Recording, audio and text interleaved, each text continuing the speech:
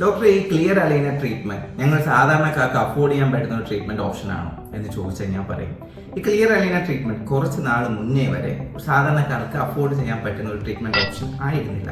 കാരണം ഞങ്ങൾ 2017 ഈ ക്ലിയർ അലൈനർ ട്രീറ്റ്മെന്റ് എന്നൊരു ഓപ്ഷൻ ഞങ്ങളുടെ ക്ലിനിക്കിൽ സ്റ്റാർട്ട് ചെയ്തത്.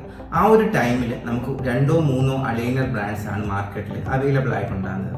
ഫ്രാങ്ക്ലി സ്പീക്കിംഗ്, ആ ഒരു വർഷത്തിൽ ഞങ്ങൾ കംപ്ലീറ്റ് ചെയ്ത കേസസ് ഓൺലി 3 കേസസ് ആണ്. പക്ഷെ 2025 ആകുമ്പോൾ on an average 6 to 8 cases monthly ഞങ്ങൾ ചെയ്യുന്നുണ്ട്. അതിന്റെ കാരണം എന്താ? അഫോർഡബിലിറ്റി തന്നെയാണ്. കാരണം ഇപ്പോൾ ഒരുപാട് അലൈനർ ബ്രാൻഡ്സ് നമുക്ക് മാർക്കറ്റിൽ അവൈലബിൾ ആണ്. അഫോർഡബിലിറ്റി മാത്രമല്ല ആൾക്കാർ കൂടുതൽ അലൈനർ പ്രിഫർ ചെയ്യുന്നതിന്റെ കാരണം. അലൈനറിനെ പറ്റിയുള്ള കൂടുതൽ അഡ്വാൻറ്റേജസിനെ പറ്റി ആൾക്കാർ ബോധേഡാവുന്നു. നമ്മൾ കൺവെൻഷണൽ ടൈപ്പ് ബ്രേസസ് ഇടുമ്പോൾ നമുക്കുണ്ടാകുന്ന ബുദ്ധിമുട്ടുകളൊന്നും അലൈനർ ട്രീറ്റ്മെന്റ് ഉണ്ടാവുന്നില്ല എന്നും അലൈനർ ട്രീറ്റ്മെന്റ് കമ്പിടുന്നതിനേക്കാളും വളരെ വേഗം നമുക്ക് റിസൾട്ട് കിട്ടുന്നു.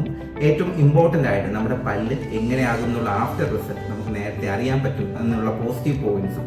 അത് കൂടാതെ മൈഗ്രേഷൻ, ഇപ്പോൾ UK, USA, കാനഡ അങ്ങോട്ടുള്ള സ്ഥലങ്ങളിലേക്ക് മൈഗ്രേറ്റ് ചെയ്യുന്ന ആൾക്കാർക്ക് മന്ത്ലി ക്ലിനിക്കൽ വിസിറ്റ് ചെയ്ത് കൺവെൻഷണൽ ബ്രേസസ് യൂസ് ചെയ്യാന്നുള്ളത് പ്രാക്ടിക്കലി പോസിബിൾ അല്ല. ആ ഒരു കാരണങ്ങളിലും അവർക്ക് only option clear aligner treatment ആണ്.